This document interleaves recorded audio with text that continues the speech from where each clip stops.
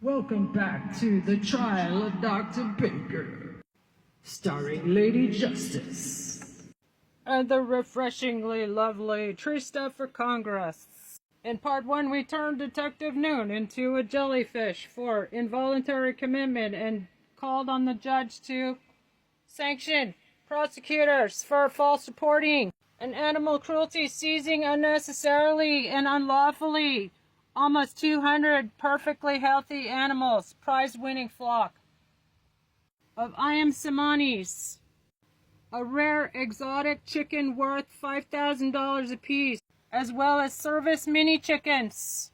And worst of all, Dr. Baker, service dog extraordinaire.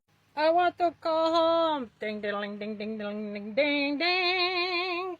Welcome back to part 2. Miss Skinner, you were on my property about 10 to 15 minutes, correct? And the last time you had been there was years earlier, isn't that true? You told authorities Hank's intestines were hanging out, didn't you? But isn't it true the veterinarian noted it was a dermal mass? You told authorities Hank was full of maggots, correct? Yet the official report shows only one botfly larva, isn't that right?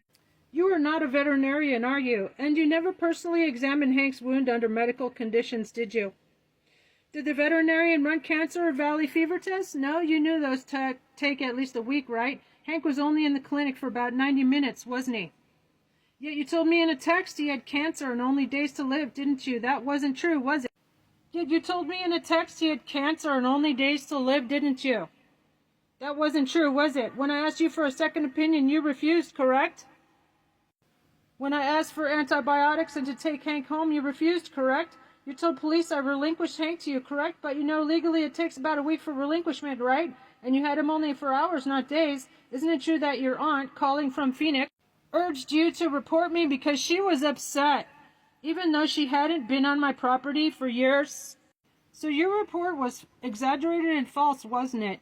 And you understand that putting down a service dog without the owner's consent violates ARS 132910, correct? Your Honor, Ms. Skinner's testimony confirms hearsay, false reporting, and euthanizing my service dog without informed consent. This establishes misconduct and a lack of credible evidence. I renew my motion to dismiss all charges with prejudice and return Dr. Baker. I want to go home.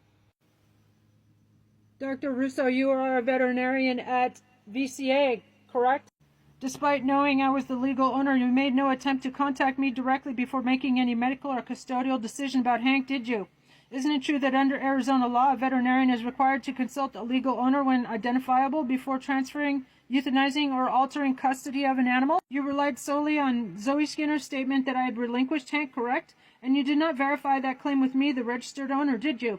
You are aware that Zoe had custody of Hank for only about an hour and a half, isn't that right? You would agree that relinquishment generally requires paperwork and more than a short custody transfer, correct? You are aware that by law, vets must make good faith effort to contact the owner listed on the microchip? Are you aware I asked but was not told where Hank was taken? And that I asked for a second opinion? You diagnosed Hank with having maggots, correct? In fact, you removed a single larva, yes? Isn't it true that a reasonable veterinarian should be able to distinguish between a botfly larva and a maggot infestation? You know that botfly larvae are singular while maggots are hatched in clusters of 150 to 200 eggs, isn't that correct? 2 weeks later, after Detective Noon contacted you on or about September 15th, you then provided statements suggesting criminal neglect, correct? Did you tell Detective Noon he had valley fever? Based on what evidence, since he was only in your custody for an hour and a half? Did you tell Detective Noon that Hank was full of maggots? Did you tell Detective Noon that his intestines were hanging out? At the time you examined Hank, you did not file a neglect or cruelty report against me, correct? Isn't it true that you only considered this a criminal matter after Detective Noon solicited your input? Did Dr. Henke come in a cone? And doesn't that suggest that I had done everything I could in my power to help him heal? Your Honor, I am moving the court to request immediate dismissal and return of my service dog, Dr. Baker, based on false reporting by Detective Noon, an exaggeration about Hanky's condition.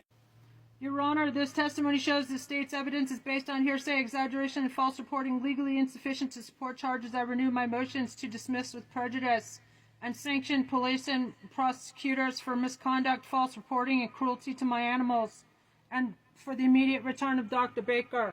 I want to go home. Defense rests. I make a motion for judgment of acquittal. Rule 20 motion. Your Honor, pursuant to Rule 20, I move for judgment of acquittal. The state has failed to prove an actual crime occurred of my arranging to take my Dr. Hanky service dog to a second vet. It relied on hearsay and presented evidence that demonstrates misconduct by officers and witnesses. I request dismissal with prejudice and the immediate return of my service dog, Dr. Baker. Okay. So mote it be. Yay, I get to go home.